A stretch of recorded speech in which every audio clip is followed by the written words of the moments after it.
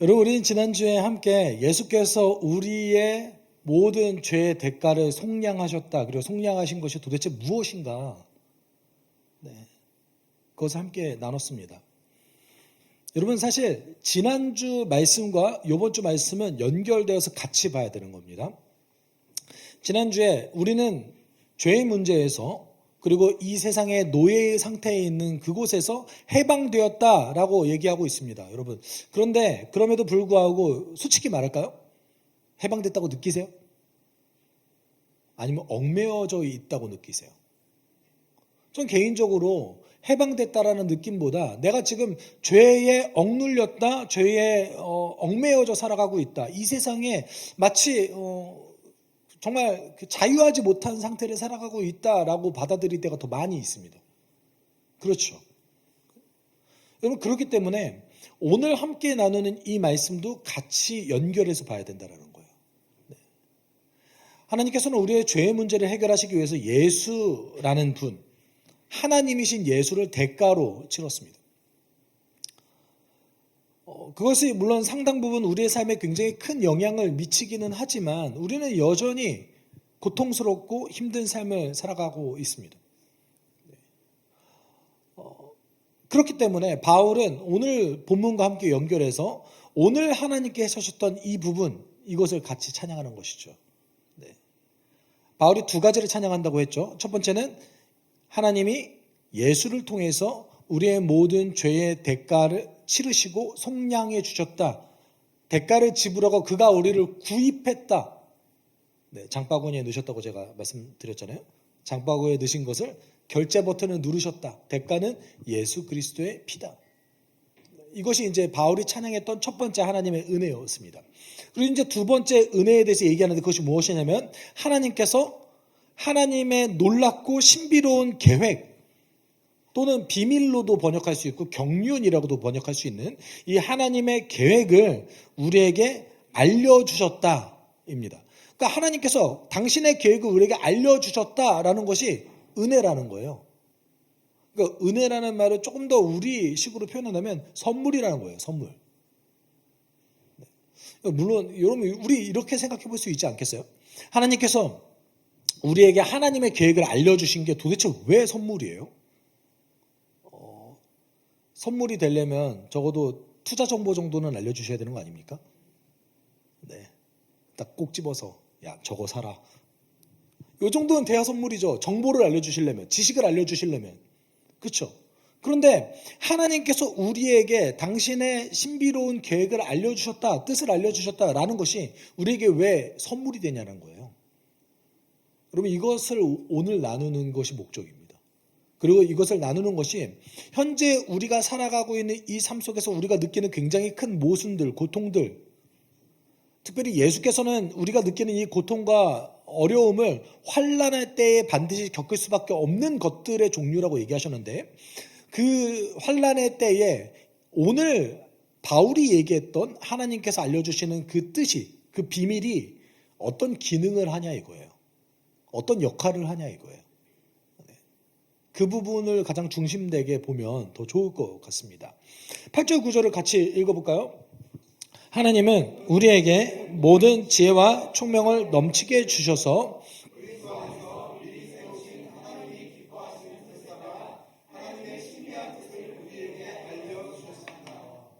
여러분 사실 그 에베소서 오늘 본문은 그 문장이 굉장히 긴 문장들로 이루어져 있는 헬라어 문장입니다. 그것을 이제 한국어로 번역을 하다 보니까 문장이 굉장히 쪼개졌다고 느껴질 수 있죠.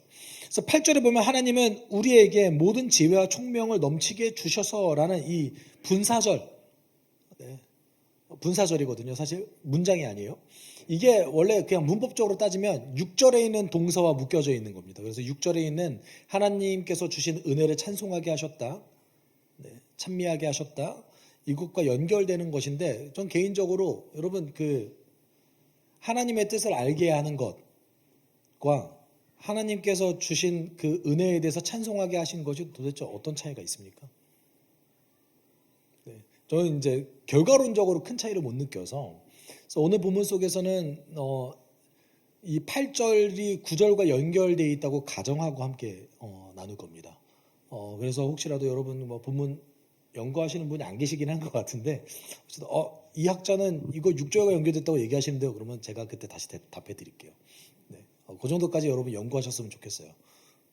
그러면 이제 저도 더 긴장하고 더 연구하지 않겠어요? 안 하셔도 괜찮고요. 네. 여러분, 하나님께서 우리에게 모든 지혜와 총명을 주셨대요. 근데 개인적으로 제가 이 본문 묵상하면서 그런 생각했어요. 나는 지혜롭고 총명이 없는 것 같은데. 그런 생각 좀 안 해보셨어요? 그리고 모든 걸 주셨대요. 모든 지혜와 총명을 주셨다. 이것은 여러분 여기서 있는 모든이라는 단어는 모든 정보를 알기 위한 지식이 아니라 하나님의 뜻을 알기 위한 적어도 충분한 그리고 더 넘치게 알 수 있을 만한 지혜와 총명을 우리에게 주셨다. 이것은 우리가 가지고 있는 본래의 지식과 지혜와 상관없이 알게 하셨다라는 거예요.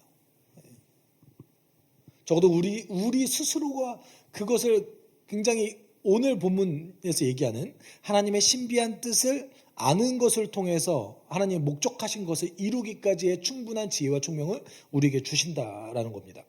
근데 우리가 이 8절, 9절, 특별히 8절을 또 다르게 해석한다면 하나님께서 주신 지혜와 총명이 없다면 하나님의 뜻을 알 수 없다와 동일합니다.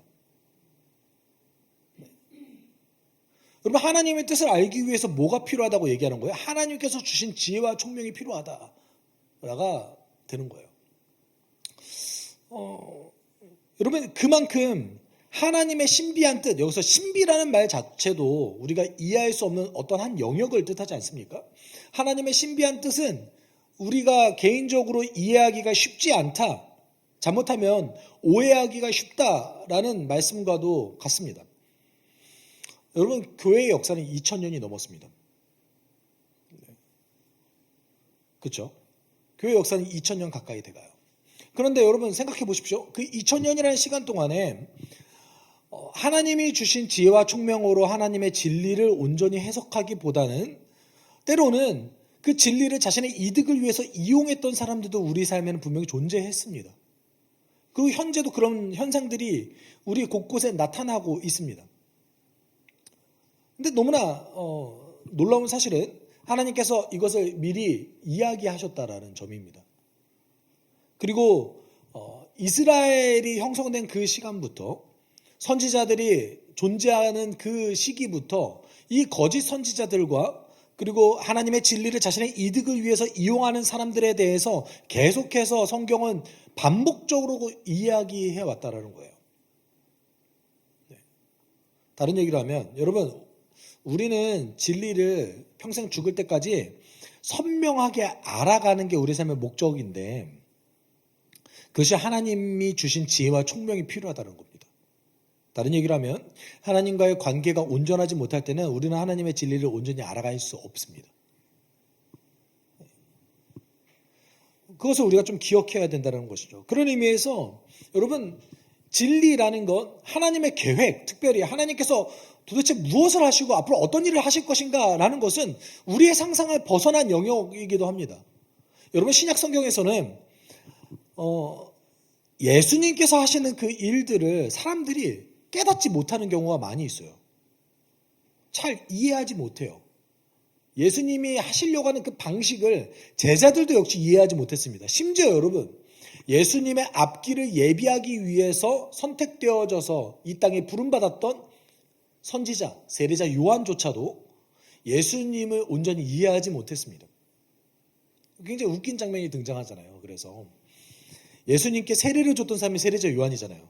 근데 그때 그는 자 보라, 주의 구원을 위해서 예비하신 6월절 어린 양이 이 땅 가운데 왔다 라면서 세례자 요한은 성령의 음성조차 들었습니다. 그렇죠. 근데 나중에 어떻게 합니까? 당신이 정말 메시아 맞습니까? 라고 물어봐요. 그것도 감옥에 있을 때 자신의 제자를 시켜서 예수님께 보내요. 뭘 물어보라고 그래요? 정말 메시아 맞는지 물어보고 와봐. 예수님 뭐라고 대답하십니까? 나 맞아. 왜 세례자 요한이 이거 물어봤겠어요? 자신의 상상과 다르게 일하시는 거예요, 예수께서. 여러분, 모든 사람은 오늘의 문제를 관점에서 자신이 갖고 있는 문제를 중심으로 하나님을 해석합니다. 그렇죠? 내가 가지고 있는 문제로 하나님을 해석한다고요. 성경은 물론 내가 가진 문제를 가지고 하나님을 경험할 수 있지만 그걸 가지고 하나님 해석하지 말라고 그랬어요. 뭐로 해석해야 될까요?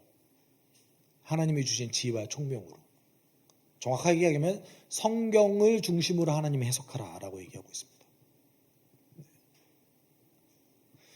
많은 사람들은 자신의 문제를 해결해 줄 메시아가 올 거라고 생각했는데 하나님은 다르게 하셨습니다. 어떻게 하셨어요?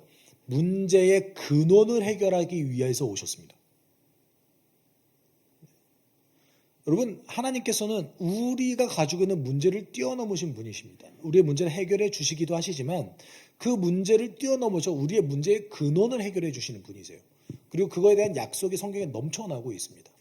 그래서 하나님의 계획과 하나님의 어떤 그 놀라운 장대한 플랜은 우리의 지식의 영역에서 온전히 이해하기 쉽지 않은 거예요. 여러분, 고린도전서 2장 7절 8절에서 그래서 바울이 이렇게 얘기하죠. 우리는 비밀로 감추어져 있는 하나님의 지혜를 말합니다. 그것은 하나님께서 우리를 영광스럽게 하시려고 영세 전에, 창세 전에 미리 정하신 지혜입니다.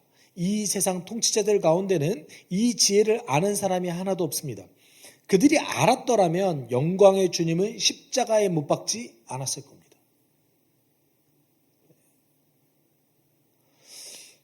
그래서 사실 그 신학 용어로서 이 하나님의 지혜와 총명이 담겨져 있는 하나님 말씀해 주신 하나님의 계획을 말씀해 주신 것을 뭐라고 우리 신학 용어로 얘기하면 특별 계시라고 얘기합니다. 특별히 알려주셨다라는 뜻이에요. 그러면 이 하나님의 신비한 뜻은 분명히 하나님이 알려주셔야 알 수 있는 거예요. 지혜와 총명을 주셔서. 근데 지혜와 총명을 주셨다고 하더라도 그것을 알아가려고 하는 노력은 누가 해야 돼요? 내가 해야죠. 여러분 우리 자주 듣는 말 있잖아요. 얘가 머리는 똑똑한데 공부를 안 해요. 네. 어떤 뜻인 거예요? 충분한 자질이 있는데 공부를 안 해서 성적이 잘 안 나옵니다. 라는 뜻 아니겠어요? 그렇죠? 네.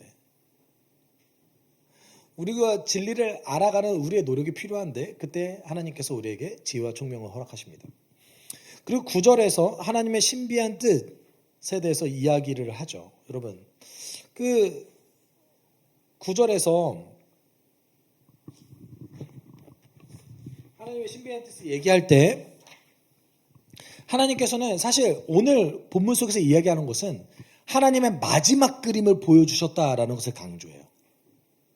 마지막 그림, 최종 목표점이 무엇인가를 강조합니다. 그럼 제가 여러분께 여쭤볼게요.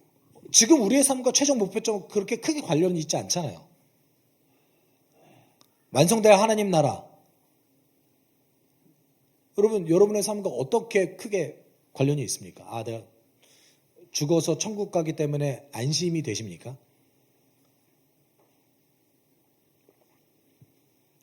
그럴 수도 있죠. 그럴 수도 있을 것 같아요. 우리 삶과 그렇게 엄청나게 특별히 관련 없지 않습니까? 그런데 바울은 이걸 알려주신 이유, 하나님의 마지막 그림을 알려주신 그 사실 자체가 우리 가운데 하나님의 선물이라고 얘기해요. 왜 그럴까요? 하나님의 마지막 그림, 앞으로 이 세상을 어떻게 내가 바꿀 것이다. 그리고 그 가운데 너희들을 어떻게 사용할 것이다 라는 말 아니겠어요? 이걸 모르면 우리의 신앙이 지나치게 현실 중심적으로 바뀝니다. 오늘에 집착하게 되는 거야. 물론 예수께서는 오늘을 살아가는 신앙을 얘기했지만 그 오늘을 살아가는 신앙은 무엇을 바라보고 있습니까? 목적이 있어요. 지나치게 현실 중심적으로 바뀐다는 거예요. 아주 조금 더 직설적으로 얘기한다면 우리의 신앙이 기복주의로 변질될 가능성이 높습니다. 하나님의 마지막 그림이 없으면. 내가 오늘 뭘 받는 것에 집중한다는 거예요. 내가 하나님의 선물을 누리는 것에 집중한다는 거예요. 여러분, 하나님 우리 아버지시기 때문에 하나님의 선물을 받으려고 우리가 원하는 것, 원하지 않으세요? 하나님의 선물 받고 싶잖아요. 그렇죠? 그 하나님의 선물을 받으려고 하는 것, 그렇게 원하는 것 자체는 문제가 되지 않습니다. 그런데 그게 하나님께서 말씀하신 그 삶의 목적보다 넘어서면 안 돼요. 그렇잖아요. 제가 한 가지 질문을 드리겠습니다. 목적을 잃은 신앙이 신앙이라고 얘기할 수 있습니까?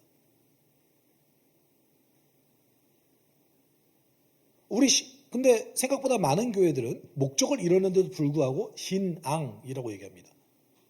왜냐하면 교회를 다니고 있기 때문에, 또는 헌금을 내고 있기 때문에, 내가 예배 속에서 하나님에 대한 어떤 느낌을 받고 있기 때문에 목적을 잃었음에도 불구하고 신앙이라고 얘기합니다. 그럼 제가 여러분께 여쭤보고 싶습니다.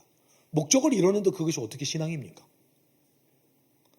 여러분, 하나님께서는 우리를 부르셨대요. 그리고 부르신 이유에 대해서 말씀하셨습니다. 왜 부르셨다고 얘기하십니까? 왜 부르셨대요? 우리를 하여금 선한 일을 행하게 하기 위해서, 그리스도의 영광을 드러내게 하기 위해서, 교회를 세우게 하기 위해서 우리를 부르셨대요. 네. 여러분, 성경의 목적도 결국은 우리로 하여금 온전하게 해서 선한 능력을 행할 능력을 갖추게 하려는 것. 디모데후서 3장 16절 17절이 이야기하고 있지 않습니까? 우리가 부족하게 온전히 행하지 못할 수는 있어요. 부족할 수는 있어요. 그런데 그 목적 자체를 상실한다면 그것이 어떻게 신앙이라고 얘기할 수 있겠습니까? 그런데 여러분, 오늘 이야기하시는 하나님께서 우리에게 알려주시는 그 마지막 그림은 우리가 목적을 잃지 않게 돕는 역할을 한다는 거예요. 이 땅에서의 삶이 끝이 아니구나. 이 땅에서의 우리의 삶은 결국은 더 놀랍고 아름다운 삶을 위한 중간 지점이구나. 어떻게 보면 찰나의 순간에 불과하구나. 이걸 알려준다는 거예요. 만약에 우리가 이것을 이해하지 못한다면 우리는 기복적으로 신앙생활 할 겁니다. 우리의 기도가 지나치게 현실 중심적으로 해서 물질을 얻는 것에 불과하게 될 겁니다. 근데 하나님께서는 우리가 기도할 때 이렇게 기도하라고 하셨어요. 하늘에 계신 우리 아버지, 이름이 거룩히 여김을 받으시오며 나라가 임하시오며 뜻이 하늘에서 이루어진 것 같이 땅에서도 어떻게 된다? 이루어지이다. 나라가 임하길 기도해라. 너의 삶의 방식이 하나님의 방식으로 사라지길 이 땅 가운데 일용할 양식을 위해서 구해라. 하나님 나라 백성의 관계를 구해라. 영적 전투에 대해서 도움을 구해라. 나라와 권세와 영광이 오직 하나님께 있음을 고백해라. 우리 하나님 이렇게 기도하라고 말씀하셨잖아요. 근데 하나님의 마지막 그림을 모르면 우리는 이렇게 기도하지 않습니다. 어떻게 기도해요? 하나님, 제가 내일 시험 보는데요. 제가 공부한 것보다 이왕이면 한 5개 정도만 더 맞게 해주세요.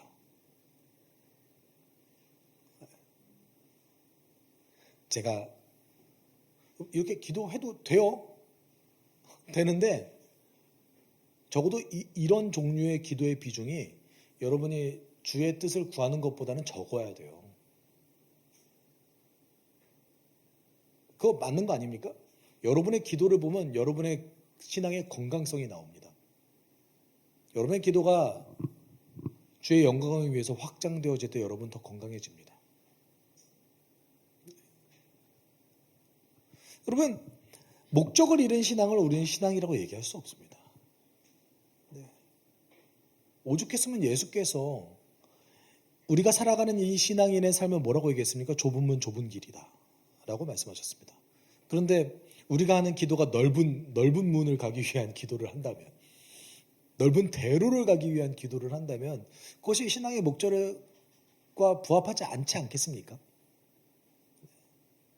여러분, 실천이 잘 안 돼도 괜찮습니다. 적어도 그렇지만 우리의 기도는 그 실천이 안 된 것을 안타까워해야 됩니다.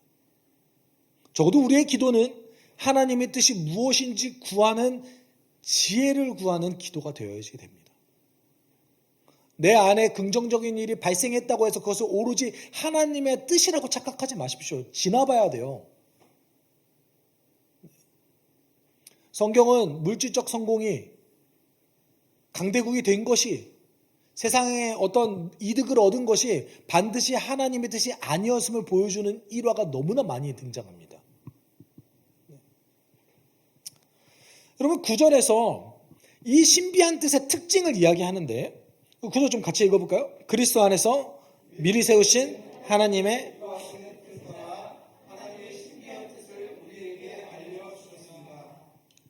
여러분 잘 보십시오. 하나님의 계획, 하나님의 신비한 뜻이 무엇인지 그것이 가지고 있는 특징에 대해서 구절에서 이야기하는데, 첫 번째는 뭐라고 얘기해요? 그리스도 중심적이래요. 그리스도 안에서. 그리스도 중심적이래요.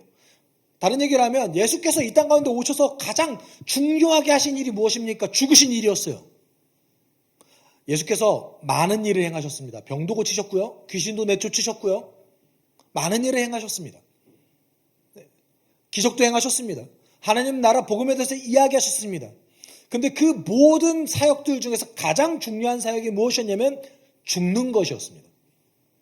그래서 예수께서 죽으시는 전날 밤에 제자들에게 뭐라고 말씀하셨습니까? 내 죽음을 너희가 모일 때마다 기억해라. 그래서 오늘 우리가 성찬하지 않습니까? 죽으시는 것이었습니다. 그러면 그 죽는 것을 통해서 예수께서 무엇을 하셨습니까? 회복시키셨어요. 화목하게 하셨어요. 무엇과 무엇을요? 하나님과 우리의 관계를요. 그리스도 중심적이다라는 것은 하나님의 장대한 계획은 결국은 관계의 회복에 있다는 거예요. 하나님과 나의 관계가. 그리고 하나님이 사랑하는 나 자신을 보는 관계. 여러분 스스로를 좀 사랑하십니까? 아니면 여러분이 만들어낸 여러분을 이렇게 내가 못하는 건데 내가 자신의 자화상을 만들고 자기를 학대합니까? 여러분 이웃을 사랑하십니까? 예수께서는 그 관계를 회복하시기 위해서 오셨습니다. 그리고 그 관계 안에서 세상을 회복하게 하려고 이 땅 가운데 오셨습니다. 하나님의 장대한 뜻은 그리스도 중심적입니다. 그리고 두 번째는 뭐라고 얘기합니까? 하나님이 기뻐하시는 뜻을 따라 우리를 착취하기 위해서, 우리를 이용하기 위해서, 우리가 도구가 되게 하기 위해서 그 계획을 세우신 게 아니에요. 좋아서 세우셨어요. 좋아서. 여러분이 사랑하는 자에게 무언가를 행하기를 좋아하듯이, 자녀에게 무언가를 행하기를 좋아하듯이 그냥 그게 좋았던 거예요. 하나님 우리를 위해서 행하시는 거 좋아하세요. 우리 위해서 일하시는 걸 좋아하세요. 하나님의 계획의 두 번째 특징은 그의 기쁘신 뜻, 순수하게 우리를 사랑하셔서 주셨다는 거예요. 그리고 세 번째 뭐라고 얘기해요? 신비하대요. 여러분 신비하다는 것은 어떤 영역입니까? 인간이 온전히 해석하고 이해할 수 없다라는 겁니다. 여러분 우리 기억해야 됩니다. 우리는 진리를 부분적으로 압니다. 그리고 진리를 부분적으로 그리고 또는 일시적으로 경험합니다. 여러분 그러지 않으세요? 그래서 제가 개인적으로는 여러분 잘 보세요. 예수께서 우리에게 이렇게 말씀하셨어요. 진리를 알지니 진리가 우리를 자유케 하리라. 그렇죠? 여러분의 경험을 생각해서 진리를 안다면 진리가 우리를 자유케 하는데, 여러분 혹시 하나님의 진리가 여러분을 속박하는 속박의 도구가 되진 않았습니까? 우리 진리 잘 모르는 거예요. 여기에서 벗어날 수 있는 존재는 없습니다. 바울조차 죽기 직전까지 그것 때문에 씨름했습니다. 사도 바울도 그러신데 저라고 제가 뭐라고 진리를 다 안다고 얘기하겠어요. 여러분 하나님의 계획의 특징은 모든 것을 이해할 수 없다입니다. 부분적으로 이해하는 거죠. 그리고 부분적으로 알아가는 겁니다. 그래서 우리의 태도가 어때야 됩니까? 겸손해야 돼요. 내가 다 이해할 수 없어요. 내가 아는 하나님이 전부가 아니에요. 나의 특수한 상황 속에서 나에게 역사하신 것 뿐이세요. 그래서 여러분 간증하시고 강요하지 마세요. 야, 내가 만난 하나님이 이런데 너 이렇게 해야 돼. 그분의 상황은 또 달라요. 목사가 가장 실수하는 것 중에 하나입니다.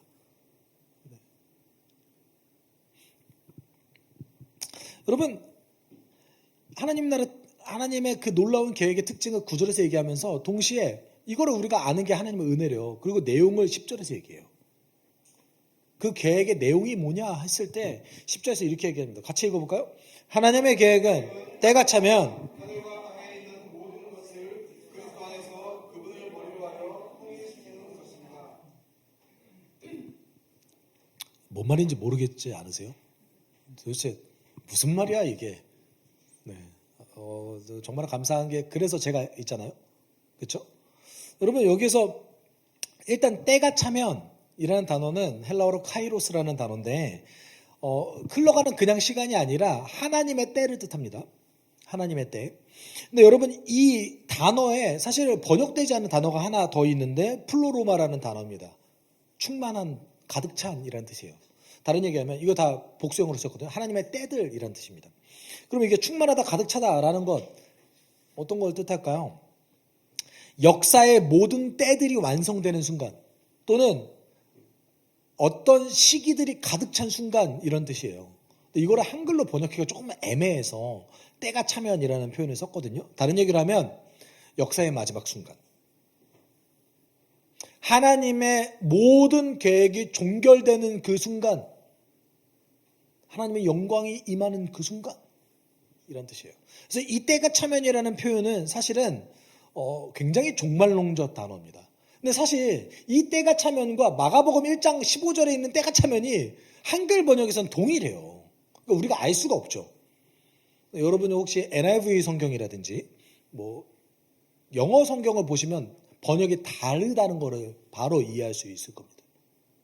네. 마지막 때래요. 그러니까 여기서 얘기하는 하나님의 계획이 뭘 뜻하는 거예요? 아까도 제가 말씀드렸듯이 마지막 그림. 하나님의 마지막 그림. 골이에요, 골. 여러분 마라톤을 뛴다고 생각해 보십시오. 42.195를 뛰어야 돼요. 상상만 해도 끔찍한데. 여러분 뛰시는 분 계세요? 네. 골 지점을 몰라요. 어떻게 뜁니까? 그렇지 않아요? 골 지점을 몰라요. 뛸 수 없죠. 다 띄워놓고 더 가야 되나? 다 갔는데 여기 아닌가? 돌아와 가야 되나? 어떻게 갈 수 있겠습니까? 우리의 이 그리스도인의 삶의 끝이 존재한다. 이 땅에서의 우리의 삶은 마지막 페이지가 있다라는 것을 우리가 알 필요가 있어요. 근데 그 마지막 페이지가 영원한 시작인 거죠. 이게 없다면 여러분 생각해 보세요. 너무 지치지 않아요? 이 삶이? 물론 우리는 주를 위해서 살아가면서 풍성함을 누리지만 동시에 우리는 어려움을 경험하잖아요. 이 삶이 너무 지치지 않아요? 끝이 있어요. 때가 차면은 그걸 얘기하고 있습니다. 그래서 보통 카이로스라는 이 단어는 하나님 나라의 시작과 완성을 뜻할 때 많이 쓰입니다. 물론 예외적으로 쓰이는 경우도 있지만 하나님 나라의 시작과 완성을 뜻할 때 쓰입니다. 그래서 마가복음 1장 15절에 때가 찼다. 하나님 나라 가까이 왔으니 회개하고 복음을 믿어라 라고 예수께서 선언하셨던 장면을 이야기합니다. 거기서도 카이로스가 쓰였습니다. 여러분 그러면 이 종말의 시기에 하나님의 뜻이 완전히 완결되는 그 마지막 시기에 어떤 현상이 있을까요?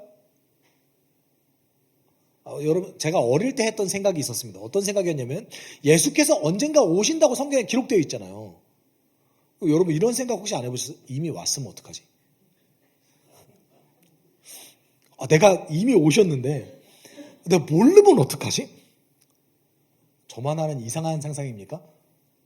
제가 어릴 때 이런 생각을 해봤다니까요. 그렇죠? 나만 왜 이상한 사람 만들어? 여러분 저만 이상한 거예요? 한 번쯤은 생각해 볼 봤잖아요. 예수님 이미 오셨으면 어떡하지? 근데 내가 그 예수님을 놓쳤으면 어떡하지? 예수님이 우리의 이런 생각을 아셨어요. 네. 마태복음 24장에도 말씀하셨고 사도행전 1장에도 말씀하셨어요.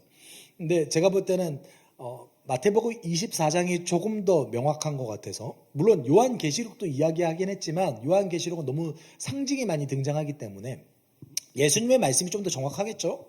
예수님이 마태복음 24장 30절 31절에 이렇게 말씀하셨습니다.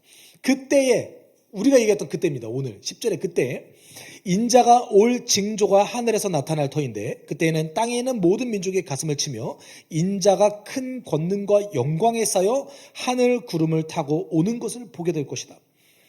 그리고 그는 자기 천사들을 큰 나팔 소리와 함께 보낼 터인데 그들은 하늘 이 끝에서 저 끝까지 사방에서 그가 선택한 사람들을 모을 것이다. 다르게 얘기합시다. 예수가 오시는 장면은 여러분 지구는 둥글지만 모든 사람이 본대요. 제가 아까도 말씀드렸죠. 그래서 이 영역이 신비의 영역이라고요. 다만 확실한 거 하나 있습니다. 어떤 거 확실해요? 예수가 다시 오실 때 모든 사람은 그 사실을 안다라는 뜻입니다. 안다. 그래서 뭐라고 얘기합니까? 모든 민족이 가슴을 친대요. 가슴 친다 어떤 뜻입니까? 후회하는 거예요. 후회하는 거. 예수가 오시는 걸 모두가 알기 때문에 그때가 오면 예수를 따르지 않는 자들이 후회한다고요. 아, 내가 왜 그랬지? 내 친구가 얘기하는 복음을 좀 제발 들을 걸. 후회한다고요.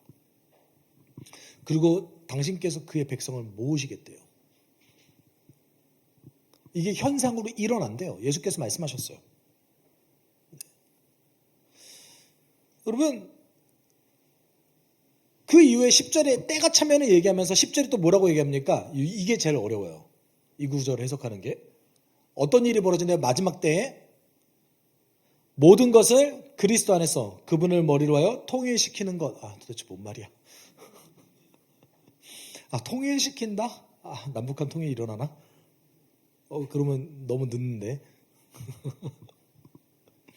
여러분, 여기서 통일시키다라는 단어가 우리는 통일이라는 단어를 썼잖아요. 이 단어가 원래는 어떻게 쓰였냐면 요약하다, 정리하다, 하나의 머리 아래 모으다라는 뜻입니다. 다른 얘기를 할까요? 이게 원래 그리스 로마 그 제국 내에서 고대 그리스 로마 문화권 내에서 철학과 수사학, 논리학에 쓰여졌었는데 뭐냐면 자, 요약해서 하나의 개념으로 정리하자면 이런 뜻이에요. 이해하셨어요? 여러 가지 우리가 많은 이야기를 했는데 그 이야기를 하나의 카테고리와 하나의 개념으로 우리가 정리한다면 이런 뜻이에요. 이 통일시키다가 원래 그런 뜻이라고요. 그러니까 이제 한글 번역할 때 그러니까 문자적으로 통일이 맞기는 하죠. 통일이 맞기는 한데 우리가 생각하는 그 통일이 아니라 유니티 뭐 이게 아니라 연합한다 이런 뜻이 아니라 어떤 뜻인 거예요? 예수를 머리로 해서 하나님이 처음 만드셨던 창조의 질서를 회복하게 달았다는 뜻이에요. 그를 머리로 해서 질서를 회복한다라는 뜻이에요. 다른 얘기를 하면 창조 세계가 다시 회복된다는 뜻이죠. 완성된 하나님 나라가 임한다고요. 모순이 없는 그 땅. 네. 여러분 우리의 삶은 굉장히 모순적이지 않아요? 우리가 이렇게 예수께서 얘기하셨지만 우리가 바울을 통해서 이렇게 말씀했지만 이게 우리가 잘 이해가 잘 안 돼요. 왜냐하면 우리는 죄가 없고 죽음이 없는 삶을 살아본 적이 없어요. 이해되세요? 그리스도 안에서 창조 질서가 회복된다고? 도대체 그게 어떤 세상이야? 저는 잠시 이렇게 묵상할 때 어떻게 묵상하냐면 그래서 이 땅에서 죄의 영향력과 죽음의 영향력을 한번 제거해 봐요. 그러면 그나마 조금이라도 좀 비슷해지지 않을까라는 생각을 합니다. 물론 그것도 제가 상상하는 한계가 있기 때문에 크게 뭐 이렇게 할 수 없을 거예요. 한 나라 완성되면 그리스도께서 머리가 되셔서 창조 질서가 회복된대요. 하나님의 정의와 그리스도의 가르침이 이 땅 가운데 100% 적용되는 그 세상을 살아갈 수 있대요. 근데 우리가 이것을 온전히 이해하지 못하는 이유는 우리는 두 가지를 같이 경험해요. 하나님의 정의와 그리스도의 가르침이 적용될 때도 있어요. 맞죠? 적용될 때 있습니다. 그러면 깨진 세상에서 완전히 적용 안 됩니다. 라는 것도 거짓말이에요. 하나님 일하시잖아요. 적용됩니다. 반대로 하나님의 정의와 그리스도의 가르침이 적용되지 않고 무시될 때도 많이 있어요. 그러면 우리는 이 하나님의 정의와 그리스도의 가르침이 적용되고 적용되지 않는지의 여부에 따라서 때로는 기뻐하고 또 때로는 좌절과 절망을 느낍니다. 그렇죠? 우리가 그래서 이 신비한 하나님에 대해서 완전히 이해하지 못합니다. 다만 어떻게 알 수 있어요? 부분적으로 그리고 일시적으로 완성될 하나님 나라를 공동체 안에서 경험할 수 있어요. 네. 여러분 신앙생활에 이것도 굉장히 큰 경험이잖아요. 완성될 하나님 나라의 아주 단편적인 부분적인 것 그리고 일시적으로 우리는 경험합니다. 여러분 소속교회 내에서 그 경험을 하고 계십니까? 여러분 이것도 엄청난 경험이에요. 이 경험이 우리를 완전히 바꿔버려요. 근데 영원히 그렇게 살 수 있다면 도대체 그 삶은 어떤 삶일까요?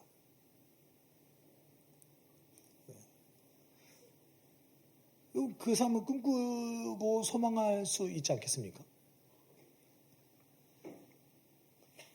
네. 여러분 그리스도께서는 우리를 완전히 회복시키기를 원하십니다.